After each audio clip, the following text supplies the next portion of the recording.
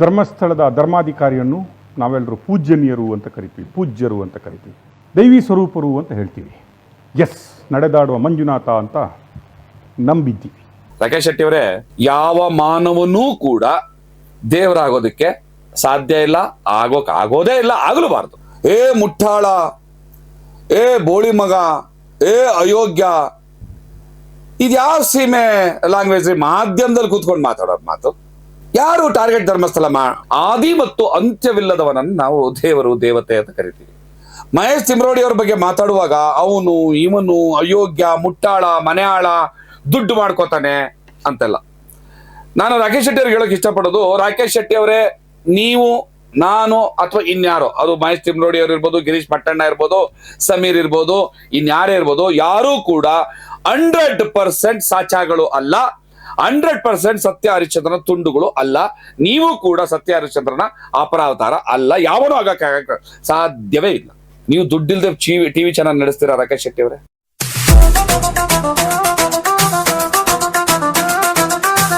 ಸ್ನೇಹಿತರೆ ನಮಸ್ಕಾರ. ಟಾರ್ಗೆಟ್ ಧರ್ಮಸ್ಥಳ ಈ ಚರ್ಚಾ ಕಾರ್ಯಕ್ರಮಕ್ಕೆ ನಿಮ್ಮೆಲ್ರಿಗೂ ನಾನು ಸ್ವಾಗತವನ್ನ ಕೋರ್ತಾ ಇದ್ದೇನೆ. ಟಾರ್ಗೆಟ್ ಧರ್ಮಸ್ಥಳ ಪವರ್ ಟಿವಿಯ ರಾಕೇಶ್ ಶೆಟ್ಟಿ ನಿನ್ನೆಯಿಂದ ಇಲ್ಲಿಯವರೆಗೂ ಧರ್ಮಸ್ಥಳವನ್ನ ಟಾರ್ಗೆಟ್ ಮಾಡಲಾಗ್ತಾ ಇದೆ, ಮತ್ತೆ ಅಲ್ಲೇನು ಸೌಜನ್ಯ ಹತ್ಯೆ ಪ್ರಕರಣದಿಂದ ಹಿಡಿದು ಇಲ್ಲಿಯವರೆಗೂ ಆಗ್ತಾ ಇರುವಂತಹ ನೂರಾರು ಪ್ರಕರಣಗಳೇನು ಬೆಳಕಿಗೆ ಬರ್ತಾ ಇದಾವೆ, ಅದ್ಯಾವುದರಲ್ಲೂ ಕೂಡ ಧರ್ಮಸ್ಥಳದ ಧರ್ಮಾಧಿಕಾರಿಗಳ ಪಾತ್ರ ಇಲ್ಲ ಅನ್ನುವಂತಹ ಜಡ್ಜ್ಮೆಂಟ್ ಅನ್ನ ಕೊಡ್ತಾ ಇದ್ದಾರೆ. ನಾನು ಈ ಮಾಧ್ಯಮ ಲೋಕಕ್ಕೆ ಇರುವಂತಹ ಘನತೆ, ಗೌರವ ಮತ್ತು ನಡಾವಳಿಗಳ ಬಗ್ಗೆ ಒಂದೆರಡು ಮಾತನ್ನ ನಿಮ್ಮ ಮುಂದೆ ಇಡ್ತೀನಿ. ಮಾಧ್ಯಮ ಕ್ಷೇತ್ರದಲ್ಲಿ ಕೆಲಸ ಮಾಡೋರು ಯಾರು ಕೂಡ ಜಡ್ಜ್ಗಳಾಗಬಾರದು. ನೀನೇ ಅಪರಾಧಿ ಅಂತ ಹೇಳೋದಕ್ಕೆ ಯಾವತ್ತೂ ಕೂಡ ಮಾಧ್ಯಮದವರು ಮುಂದಾಗಬಾರ್ದು. ಅದಕ್ಕೆ ಅವರಿಗೆ ಹಕ್ಕೂ ಇಲ್ಲ, ಸಾಧ್ಯವೂ ಇಲ್ಲ. ನೀನು ಅಪರಾಧಿ ಅಲ್ವೇ ಅಲ್ಲ ಅಂತ ತೀರ್ಮಾನ ಕೊಡೋದಕ್ಕೂ ಕೂಡ ಯಾರ ಕೈಲೂ ಸಾಧ್ಯ ಇಲ್ಲ. ಈಗ ಪವರ್ ಟಿವಿಯ ರಾಕೇಶ್ ಶೆಟ್ಟಿ ಅವರು ಮಾಧ್ಯಮದಲ್ಲಿ ಕೂತ್ಕೊಂಡು ಮಾತಾಡ್ತಾ, ನಾನು ರಾಕೇಶ್ ಶೆಟ್ಟಿ ಅವರಲ್ಲಿ ಒಂದೆರಡು ತಿಳುವಳಿಕೆ ಮಾತುಗಳನ್ನ ಹೇಳೋದಕ್ಕೆ ಇಷ್ಟಪಡ್ತೀನಿ. ನೋಡಿ ರಾಕೇಶ್ ಶೆಟ್ಟಿ ಅವರೇ, ನಾವು ವೈಯಕ್ತಿಕವಾಗಿ ಹೊರಗಡೆ ನಿಂತು ಒಬ್ಬ ವ್ಯಕ್ತಿಯಾಗಿ ಮಾತಾಡುವಾಗ ಬಳಸುವಂತ ಭಾಷೆಗಳು ಅದು ಬೇರೆ. ಚಳುವಳಿಗಳ ವಿಚಾರದಲ್ಲಿ ಒಳಗಡೆ ಇರುವಂತಹ ಕೋಪವನ್ನ, ಬೆಂಕಿಯನ್ನ ಹೊರಗಡೆ ಹಾಕೊಳ್ಳುವಾಗ ಮಾತಾಡುವಂತಹ ಭಾಷೆ ವಿಚಾರ ಬೇರೆ. ಆದ್ರೆ ಒಂದು ಮಾಧ್ಯಮವಾಗಿ ನೀವು ನಿಮ್ಮ ವೈಯಕ್ತಿಕ ಅಭಿಪ್ರಾಯಗಳನ್ನ ಹೇರೋಕ್ ಬರೋದಿಲ್ಲ. ವಿಷಯ ಮತ್ತು ವಿಚಾರವನ್ನ ಪ್ರಸ್ತುತಪಡಿಸಬಹುದೇ ಹೊರತು ಹಿಂಗೆ ಆಗಿದೆ, ಹಿಂಗಾಗೇ ಇಲ್ಲ, ಇವ್ರ ಮೇಲೆ ನೀವು ಆರೋಪ ಮಾಡಲೇಬಾರ್ದು, ಇವನೇ ಅಪರಾಧಿ, ಇವನೇ ಕೊಂದಿದ್ದು, ಇವೆಲ್ಲ ಮಾತಾಡಕ್ಕೆ ಅವಕಾಶ ಇಲ್ಲ, ಮಾಧ್ಯಮದಲ್ಲಿ ಇರಬಾರ್ದು. ಯಾಕೆಂದ್ರೆ ನೀವು ಯಾರು ಕೂಡ ಜಡ್ಜ್ಗಳ ಅಲ್ಲ. ಇದು ಯಾಕೆ ರಾಕೇಶ್ ಶೆಟ್ಟಿ ಅವರು ಆ ಮಟ್ಟಕ್ಕಿನ ಒಂದು ರೋಷಾವೇಶಕ್ಕೆ ಒಳಗಾಗ್ತಾ ಇದ್ದಾರೆ ಅಂತಂದ್ರೆ, ಯಾರು ಸೌಜನ್ಯ ಪರವಾಗಿ ಮಾತಾಡ್ತಿದಾರಲ್ಲ, ಇಲ್ಲೂ ಕೂಡ ಕೆಲವು ಅತಿರೇಕಗಳಿದಾವೆ. ಹಂಗಾಗಿ ಈ ಅತಿರೇಕಗಳಿಗೆ ವಿರುದ್ಧವಾಗಿ ರಾಕೇಶ್ ಶೆಟ್ಟಿ ಮತ್ತಷ್ಟು ಅತಿರೇಕಗಳನ್ನ ಪ್ರದರ್ಶನ ಮಾಡ್ತಾ ಇದ್ದಾರೆ. ಒಂದು ಟಿವಿ ಚಾನೆಲ್ ನಲ್ಲಿ ಕೂತ್ಕೊಂಡು ಏ ಮುಟ್ಟಾಳ, ಏ ಬೋಳಿ ಮಗ, ಏ ಅಯೋಗ್ಯ, ಇದ್ಯಾವ ಸೀಮೆ ಲ್ಯಾಂಗ್ವೇಜ್ ಮಾಧ್ಯಮದಲ್ಲಿ ಕೂತ್ಕೊಂಡು ಮಾತಾಡೋದು ಮಾತು? ನಾನು ಆಗ್ಲೇ ಹೇಳಿದೆ, ಒಬ್ಬ ವ್ಯಕ್ತಿ ವೈಯಕ್ತಿಕವಾಗಿ ಉಪಯೋಗಿಸೋ ಭಾಷೆಗಳು ಬೇರೆ, ಅದು ಅವನ ವ್ಯಕ್ತಿತ್ವ. ಚಳವಳಿಗಳ ಸಂದರ್ಭದಲ್ಲಿ, ಬೀದಿ ಹೋರಾಟಗಳ ಸಂದರ್ಭದಲ್ಲಿ ಉಪಯೋಗಿಸೋ ಭಾಷೆ ಬೇರೆ. ಆದ್ರೆ ಮಾಧ್ಯಮ ಏನದು? ವಿಷಯಗಳನ್ನ ಜನರಿಗೆ ತಲುಪಿಸುವಂತಹ ಒಂದು ಮಾಧ್ಯಮ ಅಷ್ಟೇ. ಅದು ನಿಮಗೆ ಜಡ್ಜ್ಮೆಂಟ್ ಕೊಡೋದಕ್ಕೋ ಅಥವಾ ಯಾರ ಮೇಲೋ ನಿಮ್ಮ ವೈಯಕ್ತಿಕ ದ್ವೇಷವನ್ನ ಕಾರೋದಕ್ಕೋ ನಿಮ್ಗೆ ಅವಕಾಶ ಇಲ್ಲ. ರಾಕೇಶ್ ಶೆಟ್ಟಿ ಅವರು ತುಂಬಾ ಅಂದ್ರೆ ಅತಿಯಾದ ಅತಿರೇಕಕ್ಕೆ ಹೋಗ್ತಾರೆ. ಬಹುಶಃ ಯಾವ ಮಾಧ್ಯಮಗಳು ಕೂಡ ಈ ಮಟ್ಟಕ್ಕಿನ ಅತಿರೇಕವನ್ನ ಮಾಡಲಿಲ್ಲ. ಬಟ್ ರಾಕೇಶ್ ಶೆಟ್ಟಿ ಅವರು ಮಾಡ್ತಾ ಇದ್ದಾರೆ. ಟಾರ್ಗೆಟ್ ಧರ್ಮಸ್ಥಳ ಅಂತ ಹೇಳ್ತಿದ್ದಾರೆ. ಯಾರು ಟಾರ್ಗೆಟ್ ಧರ್ಮಸ್ಥಳ ಯಾರು ಮಾಡಕ್ ಸಾಧ್ಯ?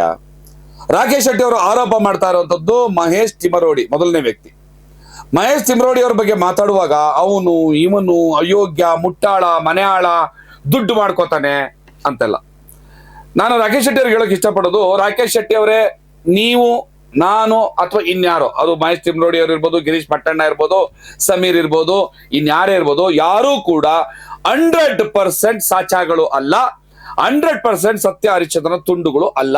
ನೀವು ಕೂಡ ಸತ್ಯ ಹರಿಶ್ಚಂದ್ರನ ಅಪರಾವತಾರ ಅಲ್ಲ. ಯಾವನೂ ಆಗಕ್ಕೆ ಸಾಧ್ಯವೇ ಇಲ್ಲ, ಸಾಧ್ಯವೇ ಇಲ್ಲ. ಯಾರು 100% ಸರಿಗಿರಲ್ಲ.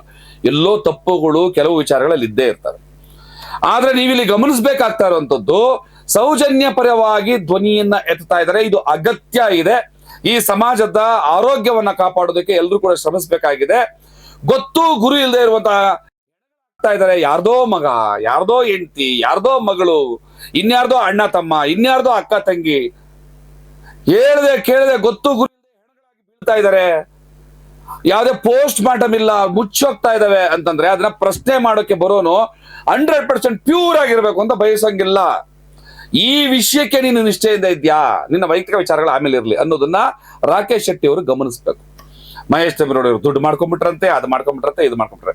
ನೀವು ದುಡ್ಡಿಲ್ದೆ ಟಿವಿ ಚಾನಲ್ ನಡೆಸ್ತೀರಾ ರಾಕೇಶ್ ಶೆಟ್ಟಿ ಅವರೇ?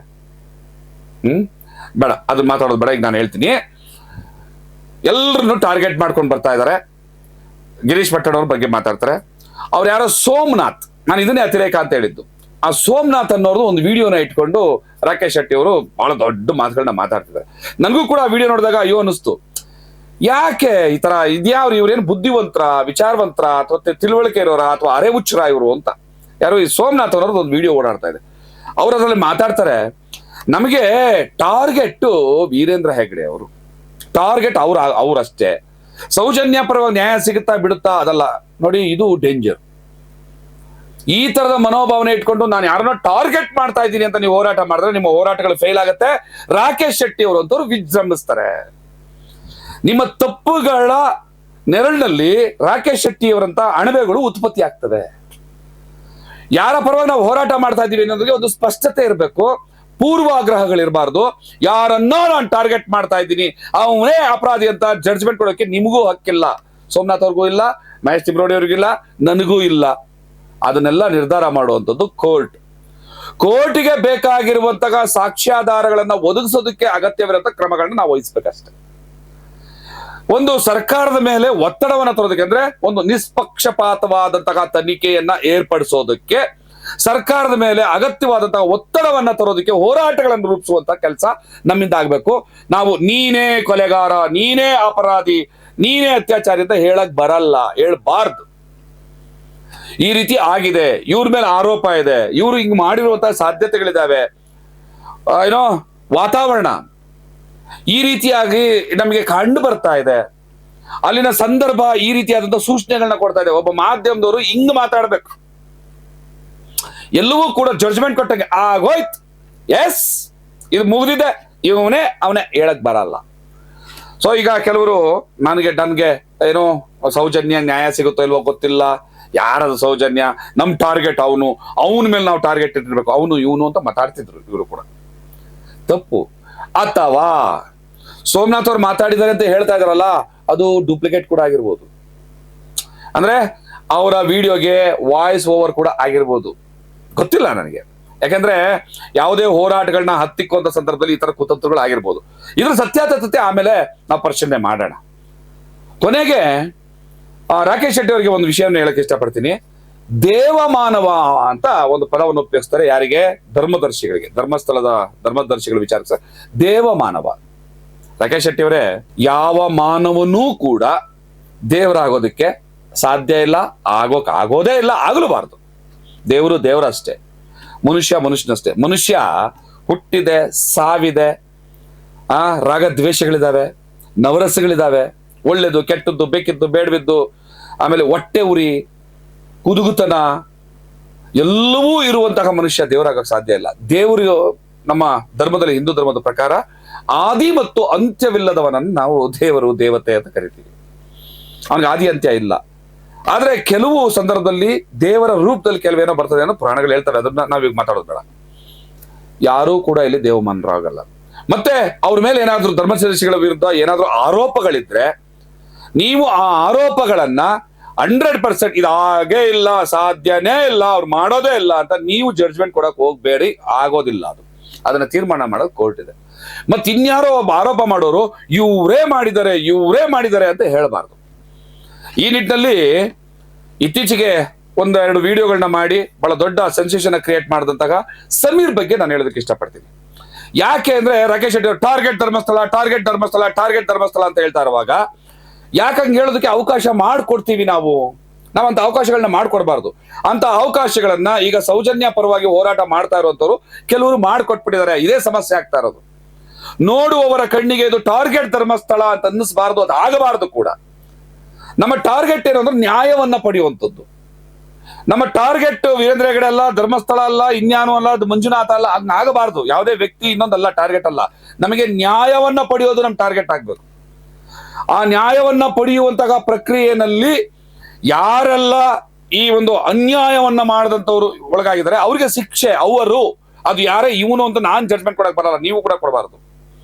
ಆದ್ರೆ ಸಮೀರ್ ಮಾಡಿದ್ದೇನು ತಪ್ಪು ಅಂತಂದ್ರೆ, ಸಮೀರ್ ವಿಚಾರಕ್ಕೆ ಸಂಬಂಧಪಟ್ಟಂತೆ ನಾನು ಬಹಳ ಅಪ್ರಿಶಿಯೇಟ್ ಮಾಡ್ತೀನಿ ಆ ಹುಡುಗನ ಪ್ರಯತ್ನವನ್ನ, ಧೈರ್ಯವನ್ನ, ಮತ್ತೆ ವಿಷಯವನ್ನ ಸಂಗ್ರಹಿಸುವಂತಹ ಆ ಚಾಕಚಕ್ಯತೆಯನ್ನ, ಅದರ ಪ್ರೆಸೆಂಟೇಷನ್ ಅನ್ನ, ಆತನ ವಿಡಿಯೋ ಕ್ವಾಲಿಟಿಯನ್ನ, ಮತ್ತೆ ಯಾವುದೇ ವಿಷಯವನ್ನ ಮನದಟ್ಟು ಮಾಡೋದಕ್ಕೆ ಅಗತ್ಯವಾಗಿರುವಂತಹ ಒಂದು ಸಿಚುಯೇಷನ್ ಕ್ರಿಯೇಟ್ ಮಾಡ್ತಾನಲ್ಲ AI ಬಳಸಿ, ಅದೆಲ್ಲವನ್ನು ಕೂಡ ನಾನು ತುಂಬಾ ಅಪ್ರಿಶಿಯೇಟ್ ಮಾಡ್ತೀನಿ. ಆತನ ಆ ಕೆಲಸದ ಬಗ್ಗೆ ಇರುವಂತಹ ಬದ್ಧತೆ ಇದೆಯಲ್ಲ, ಇನ್ವಾಲ್ವ್ಮೆಂಟ್ ಇದೆಯಲ್ಲ, ಅದು ತುಂಬಾ ರೆಸ್ಪೆಕ್ಟ್ಫುಲ್. ಅದು ನಾನು ಗೌರವಿಸ್ತೀನಿ. ಆದರೆ Sameer, I am with you, ನಾನು ಅದನ್ನ ಹೇಳ್ತಾ, ಸಮೀರ್ ನೀನು ಹೋರಾಟದ ಜೊತೆನಲ್ಲಿ ನಾನು ಇದ್ದೀನಿ, ಅದನ್ನ ಯಾವುದೇ ಕಾರಣಕ್ಕೂ ಕಡೆಗಣಿಸಂಗಿಲ್ಲ. ಅದನ್ನ ನಿಮ್ಗೆ ನಾನು ಹೇಳ್ತಾ ಇರುವಂತದ್ದು, ಜಡ್ಜ್ಮೆಂಟ್ ಕೊಡಕ್ ಹೋಗ್ಬಾರ್ದು. ಸಮೀರ್ ಇವನೇ ಮಾಡಿದ್ದಾನೆ, ಮತ್ತೆ ಅವ್ರ ಹೆಸರನ್ನ ಡೈರೆಕ್ಟ್ ಆಗಿ ತಗೊಂಡು ಇವರೇ ಆಗೋಗಿದೆ ಅಂತ.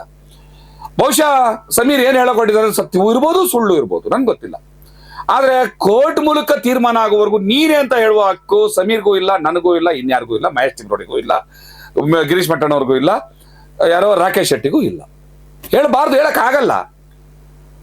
ನಾವು ಆ ಕೇಸನ್ನ ತನಿಖೆ ಮಾಡಿ, ಸಾಕ್ಷಿಗಳನ್ನ ಸಂಗ್ರಹ ಮಾಡಿ, ಚಾರ್ಜ್ ಶೀಟ್ ಮಾಡಿ, ಕೋರ್ಟ್ಗೆ ರಿಪೋರ್ಟ್ ಅನ್ನ ಸಲ್ಲಿಸಿ, ಕೋರ್ಟ್ ಅಲ್ಲಿ ವಾದ ವಿವಾದಗಳಾಗಿ ಅದೆಲ್ಲವನ್ನು ಕ್ರೋಢೀಕರಿಸಿದಂತಹ ವಿಚಾರಗಳಿಗೆ ಸಂಬಂಧಪಟ್ಟಂತೆ ತೀರ್ಪನ್ನ ಕೊಡ್ತಾರ ಜಡ್ಜು. ಅದು ನಾವು ಆಗಬಾರದು, ಕೂತ್ ಜಾಗದಲ್ಲಿ ಜಡ್ಜ್ಗಳಾಗಬಾರ್ದು. ಎಷ್ಟೋ ವಿಚಾರಗಳಲ್ಲಿ ಮಾಧ್ಯಮದವ್ರಿಗೆ ಹೇಳ್ತಾ ಇರ್ತೀವಿ ನಾವು, ಜಡ್ಜ್ಗಳಾಗ್ಬೇಡಿ ನೀವು, ವಿಷಯವನ್ನ ಪ್ರಸ್ತಾಪ ಮಾಡುವಂಥವ್ರು ಜನರ ಮುಂದೆ ಇಟ್ಟು ತೀರ್ಮಾನವನ್ನ ಜನರಿಗೆ ಬಿಡ್ರಿ ಅಂತ ಮಾತಾಡ್ತೀವಿ. ಬಟ್ ಇವತ್ತೇನಾಗ್ತಾ ಇದೆ, ಸಮೀರ್ನನ್ನ ಬೆಂಬಲಿಸುವಂತವ್ರು ಕೂಡ ಏನ್ ತಪ್ಪು ಮಾಡ್ತಾ ಇದಾರೆ, ಪಾಪ ಹುಡುಗನ ಬಲಿ ಪಶು ಮಾಡ್ತಾ ಇದ್ದಾರೆ.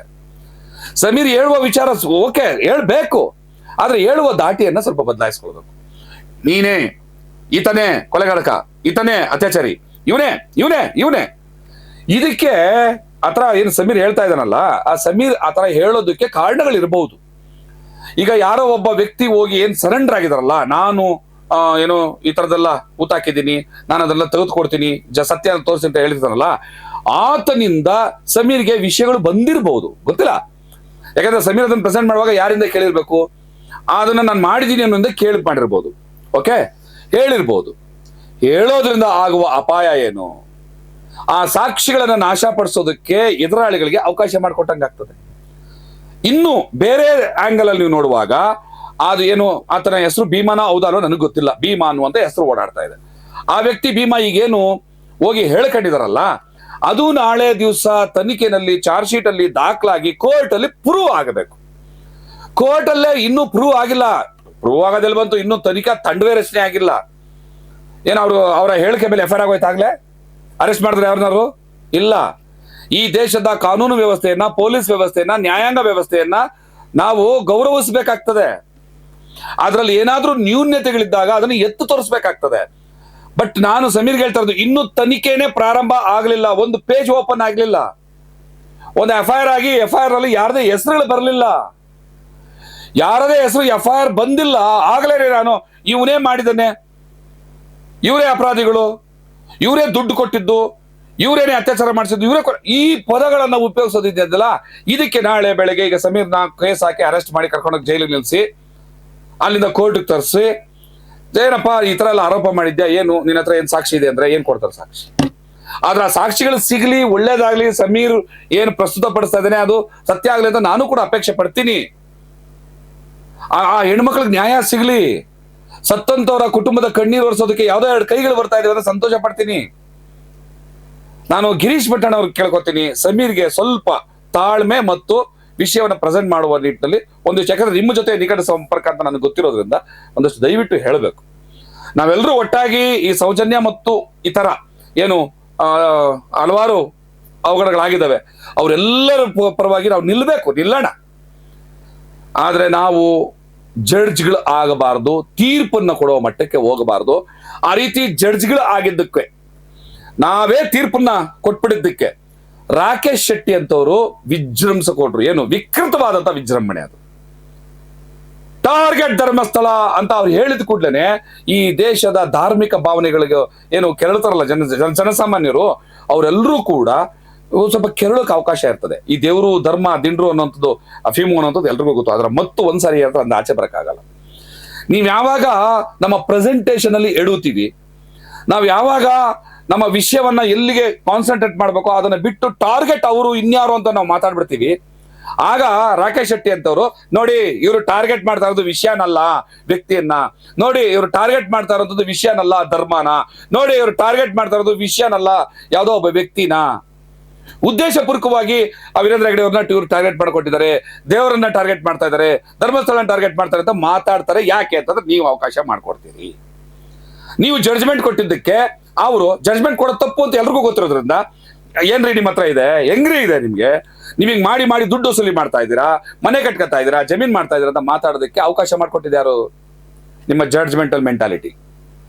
ಸೊ ಜಡ್ಜ್ಮೆಂಟ್ ಬೇಡ, ಆದ್ರೆ ಹಂಗಂದ್ಬಿಟ್ಟು ನಿಂತು ಬಿಡೋದಲ್ಲ, ಸುಮ್ಮನೆ ನಿಂತು ಬಿಡೋದಲ್ಲ. ಈ ರೀತಿಯ ಆರೋಪ ಇದೆ, ಇವ್ರ ಮೇಲೆ ಇದೆ, ಹೇಳಿ ಅದನ್ನ, ಇವ್ರ ಮೇಲೆ ಆರೋಪ ಇದೆ, ಅಪರಾಧ ಪ್ರೂವ್ ಆಗಿತ್ತು ಅಂತ ಮಾತಾಡಬಾರ್ದು. ಅವ್ರ ಮೇಲೆ ಆರೋಪ ಇದೆ, ಜನ ಅವ್ರ ಬಗ್ಗೆ ಅನುಮಾನದ ಕಣ್ಣುಗಳಿಂದ ನೋಡ್ತಾ ಇದ್ದಾರೆ. ಪೊಲೀಸ್ ತನಿಖೆಯಲ್ಲಿ ಈ ಸತ್ಯಾಸತ್ಯತೆ ಹೊರಗಡೆ ಬರಬೇಕಾಗಿದೆ. Quarter same time but finally ನಮ್ಮೆಲ್ಲರ ಆಗ್ರಹ ಸರ್ಕಾರದ ಮೇಲೆ ಇರಬೇಕು. ಅದನ್ನು ಮಾಡ್ತಾ ಇಲ್ಲ. ನೋಡಿ, ಇವ್ರ ಮೇಲೆ ಆರೋಪ ಇದೆ, ಇಂತಿಂತ ಆರೋಪಗಳಿದೆ, ಇಂತಿಂತ ಮಕ್ಕಳು ಜೀವ ಕಳ್ಕೊಂಡಿದ್ದಾರೆ. ಯಾಕಂದ್ರೆ ಕೆಲವು ಪದಗಳನ್ನ ಇದು ಉಪಯೋಗಿಸಿದ್ರೆ ಅದು ಏನು ಸೆನ್ಸರ್ ಮಾಡ್ಬಿಡ್ತದೆ, ಇದು ಯೂಟ್ಯೂಬ್ಗಳು ಫೇಸ್ಬುಕ್ಗಳೆಲ್ಲ. ಅದಕ್ಕೋಸ್ಕರ ನಾನು ಹಂಗೆ ಹೇಳ್ತಾ ಇದ್ದೀನಿ. ಇಷ್ಟೆಲ್ಲ ಅವಘಡಗಳಾಗಿದೆ, ಇಷ್ಟೆಲ್ಲ ಕಣ್ಣೀರು ಹರಿದಿದೆ, ಇಷ್ಟೆಲ್ಲ ರಕ್ತ ಹರಿದಿದೆ, ಇಷ್ಟು ಜೀವಗಳು ಹೋಗಿದ್ದಾವೆ, ಎಷ್ಟು ಮಾನ ಪ್ರಾಣಗಳು, ಆಸ್ತಿ ಪಾಸ್ತಿಗಳನ್ನ ಕಬಳಿಸಿದ್ದಾರೆ. ಇಂತಿಂತ ಆರೋಪ ಇದೆ. ಈ ಆರೋಪ ಇವ್ರ ಮೇಲಿದೆ. ತನಿಖೆಯ ಮೂಲಕ ಸತ್ಯ ಹೊರಗಡೆ ಬರಬೇಕು. ತನಿಖೆ ಮಾಡಬೇಕಾಗಿರುವಂತ ಪೊಲೀಸ್ನವ್ರ ಬಗ್ಗೆ ಅನುಮಾನ ಇದೆ. ಯಾಕೆಂತಂದ್ರೆ ಈಗಾಗಲೇ ನೀವುಗಳು ಹೇಳಿದ್ರಿ, ಇಂತಿಂತ ಸ್ಟೇಷನ್ ಅಲ್ಲಿ ಪೊಲೀಸ್ನವರೇ ಏನು ಕಳೆದೋಗಿರೋ ಮಗನ ಹುಡುಕೊಡುವಂತ ಹೋಗಿ ಹೊಡೆದು ಕಳಿಸಿದ್ರು ಅಂತ ಹೇಳ್ತಾ ಇದ್ರಿ. ಸೊ ಹಂಗಾಗಿ ಅಲ್ಲಿ ಒಂದು ಭದ್ರವಾದಂತಹ ತನಿಖಾ ತಂಡವನ್ನ, ಪ್ರಾಮಾಣಿಕವಾದಂತಹ ಅಧಿಕಾರಿಗಳು, ನಿಷ್ಪಕ್ಷಪಾತವಂತಹ ತನಿಖೆ, ಅಲ್ಲಿ ಯಾವುದೇ ಜಾತಿ ಧರ್ಮ ದೇವರು ದಿಂಡ್ರಿಗೆ ಒಳಗಾಗದೇ ಇರುವಂತಹ ಮನಸ್ಥಿತಿಯ, ಗಟ್ಟಿ ಮನಸ್ಥಿತಿಯ ಅಧಿಕಾರಿಗಳ ಒಂದು ತಂಡ ರಚನೆ ಆಗಬೇಕು, ತನಿಖೆ ಪ್ರಾರಂಭ ಆಗಬೇಕು. ಹಾಗೆ ಆ ತರದ ಒಂದು ತಂಡ ರಚನೆ ಆಗಬೇಕು ಅಂತಂದ್ರೆ ಅದಕ್ಕೆ ಸರ್ಕಾರ ಮನಸ್ಸು ಮಾಡಬೇಕು. ಸಿದ್ದರಾಮಯ್ಯನವರು, ಗೃಹ ಮಂತ್ರಿ ಪರಮೇಶ್ವರ್ ಅವರು, ಉಪಮುಖ್ಯಮಂತ್ರಿ ಡಿ ಕೆ ಶಿವಕುಮಾರ್ ಅವರು. ಯಾಕೆ ಡಿ ಕೆ ಶಿವಕುಮಾರ್ ಅವ್ರನ್ನ ಇದ್ರಲ್ಲಿ ತರ್ತಾ ಇದೀರಿ ಅಂತಂದ್ರೆ, ಧರ್ಮಸ್ಥಳಕ್ಕೆ ಹೋಗಿ ಆ ಧರ್ಮಾಧಿಕಾರಿಗಳ ಪಕ್ಕದಲ್ಲಿ ನಿಂತ್ಕೊಂಡು ನಾನಿದ್ದೀನಿ, ಈ ಒಂದು ಸಾಮ್ರಾಜ್ಯವನ್ನ ಅಳ್ಳಾಡ್ಸಕ್ ಯಾರ ಕೈಲೂ ಆಗಲ್ಲ ಅಂತ ಮಾತಾಡ್ ಬಂದಂತ ಪುಣ್ಯಾತ್ಮರು. ಅವ್ರಿಗೆ ಕೇಳಬೇಕು, ಸರ್ಕಾರವೇ ಜನಸಾಮಾನ್ಯರ ಭಾವನೆಗಳಿಗೆ, ಅವರ ಕಷ್ಟಗಳಿಗೆ, ಅವರ ಆಪಾದನೆಗಳಿಗೆ, ಅವರ ಆರೋಪಗಳಿಗೆ ನೀವು ಉತ್ತರದಾಯಿ. ನೀವೊಂದು ತಂಡವನ್ನ ರಚನೆ ಮಾಡಿ ನ್ಯಾಯಾಂಗ ತನಿಖೆಯನ್ನ ಮಾಡಿಸಿ, ಜಡ್ಜ್ಗಳ ಮೂಲಕ ಮಾಡಿಸಿ. ಬರೀ ಪೊಲೀಸ್ನವ್ರಿಗೆ ತನಿಖೆಗೆ ಬಿಟ್ಬಿಟ್ರೆ ಇದು ನ್ಯಾಯ ಆಗೋದಿಲ್ಲ, ಕೋರ್ಟ್ ಅಲ್ಲಿ ನಿಲ್ಲೋದಿಲ್ಲ. ಇವತ್ತೇ ಬರೆದು ಕೊಡ್ತಾ ಇದ್ದೀನಿ ನಾನು. ಈಗ ಏನು ಆ ಪೊಲೀಸ್ ತನಿಖೆ ಆಗುತ್ತೆ, ಅದರ ಸೂಪರ್ವಿಷನ್ಗೆ ಯಾರಾದ್ರೂ ಉನ್ನತ ಮಟ್ಟದ ಒಬ್ಬ ಜಡ್ಜ್, ಪ್ರಾಮಾಣಿಕ ಜಡ್ಜ್ ಅನ್ನ ಅದರ ಸೂಪರ್ವಿಷನ್ಗೆ ನೇಮಿಸಬೇಕಾಗ್ತದೆ. ಹಂಗಿದ್ದಾಗ ಏನಾದ್ರೂ ಒಂದಿಷ್ಟು ನ್ಯಾಯ ಸಿಗ್ತದೆ. ಇದನ್ನು ಮಾತಾಡ್ರಯ್ಯ ಅಂತಂದ್ರೆ ಇವನೇ ಕೊಂದಿರೋ ನನಗೆ ಗೊತ್ತು, ನಾನು ನೋಡಿದ್ ಬಿಟ್ಟಿದ್ದೀನಿ. ಫೈನಲ್ ಇವನೇ ಮಾಡೋದು, ಇವನೇ ಆಕೆನಾ ಇವುದು ಏನೋ ಹಾಳು ಮಾಡಿದ್ದು ಇವನೇ. ಏನಿಲ್ಲ, ಅನುಮಾನ ಇದೆ, ಆರೋಪ ಇದೆ, ಯಾರೋ ಹೇಳಿದ್ದಾರೆ, ಕೇಳಿದೀವಿ, ಆದ್ರೆ ಹಂಗೆ ಹೇಳಕ್ ಆಗಲ್ಲ. ಆ ಆರೋಪವನ್ನ ನಾವು ಪ್ರಸ್ತುತಪಡಿಸ್ತಾ ಜಡ್ಜ್ಮೆಂಟ್ಗಳಾಗದೆ ನಾವು ಸರ್ಕಾರದ ಮೇಲೆ ಒತ್ತಾಯ ತಂದು ತನಿಖೆಗೆ ಆಗ್ರಹಿಸಿ ಸಂಪೂರ್ಣವಾದಂತಹ ನಿಷ್ಪಕ್ಷಪಾತಂತಹ ದಕ್ಷತೆಯಿಂದ ಕೂಡಿದಂತ ತನಿಖೆಯ ವರದಿ ಆಚೆ ಬಂದು ಕೋರ್ಟ್ಗೆ ಅದು ಸಬ್ಮಿಟ್ ಆಗಿ ಚಾರ್ಜ್ ಶೀಟು ಕೋರ್ಟ್ ಅಲ್ಲಿ ನ್ಯಾಯ ವ್ಯವಸ್ಥೆ ಏನು ಪ್ರೊಸೀಜರ್ ಇದೆ ಮುಗಿದು ತೀರ್ಮಾನ ಬರಬೇಕು. ಇದಕ್ಕೆ ಟೈಮ್ ತಗೊಳುತ್ತೆ. ಲಂಕೇಶ್ ಪತ್ರಿಕೆ ನಡೆದಂತಹ ಕಾಲ್ಗಡದಿಂದಲೂ ಕೂಡ ಧರ್ಮಸ್ಥಳದ ಬಗ್ಗೆ ಅಪವಾದಗಳು, ಆರೋಪಗಳು ಇದ್ದೇ ಇದ್ದಾವೆ. ಯಾರು ಅದನ್ನೆಲ್ಲ ಕಾಪಾಡ್ಕೊಂಡು ಬಂದಿದ್ದು? ಇದೇ ಸರ್ಕಾರಗಳೇ, ಇದೇ ಕಾಂಗ್ರೆಸ್ ಸರ್ಕಾರವೇ ಹೆಚ್ಚು. ಇವರೇ ಅಲ್ವಾ? ನಾವು ಕೋಮುವಾದಿ ಅಂತ ಬಿಜೆಪಿಗೆ ಹೇಳ್ತೀವಿ, ಅವರು ದೇವರು ಧರ್ಮದ ಹೆಸರಲ್ಲಿ ಬಹಳ ಅನಾಚಾರ ಮಾಡ್ತಾರೆ ಅಂತ. ಆದ್ರೆ 80ನೇ ಇಸ್ವಿಯಿಂದ ಹಾಗೆಲ್ಲಿ ಬಿಜೆಪಿ ಅಡ್ರೆಸ್ ಕಿತ್ತ ಈ ದೇಶದಲ್ಲಿ? ಇಲ್ಲ, ಅಡ್ರೆಸ್ಗೆ ಇರಲಿಲ್ಲ. 80ರ ದಶಕದಲ್ಲಿ ಲಂಕೇಶ್ ಪತ್ರಿಕೆ ಬರೀತಾರೆ. ಅಲ್ಲಿಂದ ಆರೋಪಗಳಿದೆಯಲ್ಲ, ಆ ಆರೋಪಗಳನ್ನೆಲ್ಲವೂ ಕೂಡ ತನಿಖೆಗೆ ಒಳಪಡಿಸ್ದೆ ಕಾಪಾಡ್ಕೊಂಡು ಬಂದಂತ ಪುಣ್ಯಾತ್ಮರು ಯಾರಪ್ಪ, ಯಾವ ಪಕ್ಷದವರಪ್ಪ? ಇದನ್ನ ಮಾತಾಡಿ. ಇವತ್ತು ಇಷ್ಟೆಲ್ಲ ಆಯ್ತು, ಇಷ್ಟೆಲ್ಲ ದೊಡ್ಡ ಧ್ವನಿ ಆಗ್ತಾ ಇದೆ. ಜನರು ತಮಗ್ ತಾವು ಆರೋಪಗಳನ್ನ ಮಾಡ್ಕೊಂಡು ಪರಸ್ಪರ ಕಿತ್ತಾಟ ಮಾಡ್ಕೊಂಡು ಅವನ ಮೇಲೆ ಇವನ್ ಮೇಲೆ ಅವ್ನು ಮಾಡ್ತಾ ಇದ್ದಾನೆ. ಸಿದ್ದರಾಮಯ್ಯನವರು ಈ ರಾಜ್ಯದ ಮುಖ್ಯಮಂತ್ರಿ ಮಾತಾಡ್ತಿದಾರಾ? ಅಲ್ಲೆಲ್ಲೋ ಒಂದು ದನ ಸತ್ಬಿತ್ತು, ಇನ್ನೆಲ್ಲೋ ಕೋಳಿ ಕಾಳಗ ನಡೀತು, ಇನ್ಯಾರ್ದೋ ಗಂಡ ಬಿಟ್ಟೋದ, ಇದ್ರ ಬಗ್ಗೆ ಎಲ್ಲ ಮಾತಾಡುವಂತಹ ಮಾಧ್ಯಮಗಳು ಮಾತಾಡ್ತಿಲ್ಲ. ಸತ್ಯ ಮಾತಾಡ್ಬೇಕು, ಆದ್ರೆ ಅವರು ಮಾತಾಡ್ಬೇಕು ಅಂತ ಒತ್ತಾಯ ಮಾಡೋರು ನಾವು. ಒಂದು ಪ್ರಾಮಾಣಿಕವಾದಂತಹ ತನಿಖೆಗೆ ಸರ್ಕಾರವನ್ನ ಯಾಕೆ ಒತ್ತಾಯಿಸಲ್ಲ? ಸರ್ಕಾರ ನಮ್ಮ ಅಪ್ಪನ ಕ್ಲೈಮ್ ಮಾಡ್ಕೊಂಡ್ಬಿಟ್ಟಿದಾರ ಕೆಲವರು. ನಮ್ಮ ತಂದೆಯನ್ನ ನಾವು ಪ್ರಶ್ನೆ ಮಾಡಲ್ಲ ಅಂತ ಅನ್ಕೊಂಡ್ಬಿಟ್ಟಿದಾರ. ಇದ್ಯಾಂತ ಬಕೆಟ್ ಮನಸ್ಥಿತಿ, ಅದೆಂತ ಬಕೆಟ್ ಮಾಧ್ಯಮಗಳು ನಡೆಸೋದು ನೀವು? ಹಿಂಗಿದೆ. ಇದು ಟಾರ್ಗೆಟ್ ಧರ್ಮಸ್ಥಳ ಆಗಬಾರ್ದು, ಆಗಿಲ್ಲ, ಆಗಲ್ಲ. ಇಡೀ ಕರ್ನಾಟಕದ ಜನ ಆಗ್ರಹಿಸ್ತಾ ಇರುವಂತದ್ದು ಧರ್ಮಸ್ಥಳವನ್ನು ಟಾರ್ಗೆಟ್ ಮಾಡಿ, ಇನ್ಯಾರ ಧರ್ಮಾಧಿಕಾರಿನ ಟಾರ್ಗೆಟ್ ಮಾಡಿ, ಮಂಜುನಾಥನ್ ಟಾರ್ಗೆಟ್ ಮಾಡಿ ಅಂತ ಅಲ್ಲ. ಮತ್ತೆ ಇಲ್ಲಿ ಯಾರು ಪರಿಪೂರ್ಣರು ಅಲ್ಲ. ಕೇಳ್ತಾ ಇರೋದು ಅಲ್ಲಿ ಅನ್ಯಾಯಗಳಾಗಿದ್ದಾವೆ, ಜೀವಗಳು ಹೋಗಿದ್ದಾವೆ, ಕುಟುಂಬಗಳು ಬರ್ಬಾದಾಗಿದೆ, ಆಸ್ತಿಗಳು ಕಿತ್ತು ಬಿಸಾಕಿದ್ದಾರೆ, ಎಷ್ಟೋ ಜನ ನೋವಲಿದ್ದಾರೆ. ಇದ್ರ ಬಗ್ಗೆ ತನಿಖೆ ಆಗಿ ಆ ತನಿಖೆಯ ಮೂಲಕ ಕಂಡು ಬರುವಂತಹ ಆರೋಪಿಗಳು ನೀವು ಬಯಸ್ತೋಂತವ್ರೆ ಆದ್ರೆ ಅವ್ರಿಗೆ ಶಿಕ್ಷೆ ಆಗಲಿ. ಆದ್ರೆ ನೀವು ಜಡ್ಜ್ಮೆಂಟ್ ಕೊಡಬಾರ್ದು. ಜಡ್ಜ್ಮೆಂಟ್ ನೀವು ಕೊಟ್ಟಷ್ಟು ನಿಮ್ಮ ವಿರೋಧಿ ಶಕ್ತಿಗಳು ವಿಜೃಂಭಿಸ್ತವೆ. ನೀವು ಎಷ್ಟೆಷ್ಟು ಜಡ್ಜ್ಮೆಂಟ್ ಕೊಡ್ತಾ ಹೋಗ್ತೀರಿ, ಇದೇ ತೀರ್ಮಾನ ಇದೇ ಹಂಗಾಗಿದೆ ಅಂತ ನೀವು ಕೊಡ್ತೀರಿ, ಅಷ್ಟಷ್ಟು ನಿಮ್ಮ ವಿರೋಧಿ ಶಕ್ತಿಗಳು ವಿಜೃಂಭಿಸ್ತವೆ. ಯಾಕೆ ಅಂತಂದ್ರೆ ನಿಮ್ಮ ಜಡ್ಜ್ಮೆಂಟ್ಗೆ ಪ್ರಸ್ತುತ ತಕ್ಷಣದ ಕಾಲಘಟ್ಟದಲ್ಲಿ ಯಾವುದೇ ಸಾಕ್ಷಿ ಆಧಾರಗಳನ್ನ ಪ್ರೂವ್ ಮಾಡಕ್ ಆಗಲ್ಲ. ಹಂಗ ಮಾಡಕ್ಕೆ ನಿಮ್ಗೆ ಅವಕಾಶ ಇಲ್ಲ. ನ್ಯಾಯಾಂಗ ವ್ಯವಸ್ಥೆ ಇದೆ. ಆ ನ್ಯಾಯಾಂಗ ವ್ಯವಸ್ಥೆಯನ್ನ ಬಿಟ್ಟು ನೀವೇ ತೀರ್ಮಾನ ಮಾಡ್ಬಿಟ್ರೆ ಆರೋಪಗಳನ್ನ ಹೇಳಿ, ಇಷ್ಟೆಲ್ಲ ಆಗಿದೆ, ಇದೆಲ್ಲ ಆಗಿದೆ, ಹಿಂಗೆಲ್ಲ ಆಗಿದೆ ಹೇಳಿ, ಅದು ಅನುಮಾನ ಇವ್ರ ಮೇಲಿದೆ ಅಷ್ಟು ಮಾತ್ರ ಹೇಳ್ಬೇಕು ಹೊರತು ಇವರೇ ಅಂದುಕೊಂಡೆ ನೀವು ನಿಮ್ಮ ಹೋರಾಟದಿಂದ ಸತ್ರಿ ಅಂತ ಅರ್ಥ.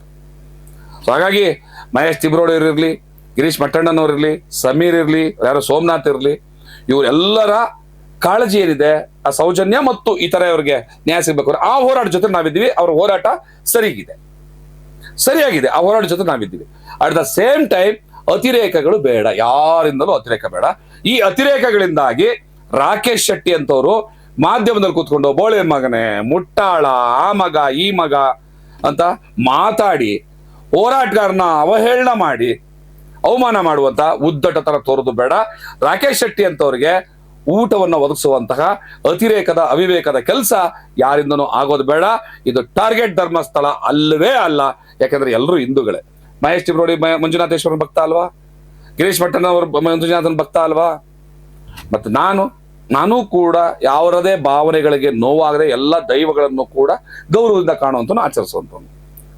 ಇಲ್ಲಿ ಯಾವುದು ಧರ್ಮದ ಟಾರ್ಗೆಟ್ ಆಗಬಾರ್ದು, ಸ್ಥಳದ ಟಾರ್ಗೆಟ್ ಆಗಬಾರ್ದು, ವ್ಯಕ್ತಿ ಟಾರ್ಗೆಟ್ ಆಗಬಾರ್ದು, ವಿಷಯ ಮಾತ್ರ ಟಾರ್ಗೆಟ್. ಅಲ್ಲಿ ನ್ಯಾಯವನ್ನು ಪಡೆಯುವಂಥದ್ದು. ಆ ನ್ಯಾಯವನ್ನು ಪಡೆಯುವ ಪ್ರಕ್ರಿಯೆಯಲ್ಲಿ ಯಾರೆಲ್ಲ ಕಲ್ಪ್ರಿಟ್ಗಳಿದ್ದಾರೆ, ಯಾರು ನಿಜವಾದ ಅಪರಾಧಿಗಳಿದೆ, ಅವ್ರಿಗೆ ಶಿಕ್ಷೆ ಆಗಲಿ. ಆ ಶಿಕ್ಷೆಗೆ ಮತ್ತು ನಿಷ್ಪಕ್ಷಪಾತದ ತನಿಖೆಗೆ ಸರ್ಕಾರವನ್ನ ಒತ್ತಾಯಿಸುವಂತ ಕೆಲಸವನ್ನ ನಾವೆಲ್ಲರೂ ಮಾಡೋಣ ಅಂತ ಹೇಳ್ತಾ, ಇನ್ನು ನಾಳೆಯಿಂದ ನಿರಂತರವಾಗಿ ಈ ಪ್ರಕರಣ ಮುಗಿಯೋವರೆಗೂ ಕೂಡ ಅವಾಗಿನ ಅಪ್ಡೇಟ್ಗಳನ್ನ ತಗೊಂಡು ಬರ್ತೀನಿ, ಮಾತಾಡೋಣ, ಕೆಲವು ತಪ್ಪುಗಳನ್ನ ತಿದ್ದುಕೊಂಡು ಹೋಗೋಣ ಅಂತ ಹೇಳ್ತಾ ತಮ್ಮೆಲ್ಲರೂ ಶುಭ ಆಗಲಿ. ಮತ್ತೆ ಸಿಗುತ್ತೀನಿ. ಜೈ ಭೀಮ್, ನಮಸ್ಕಾರ.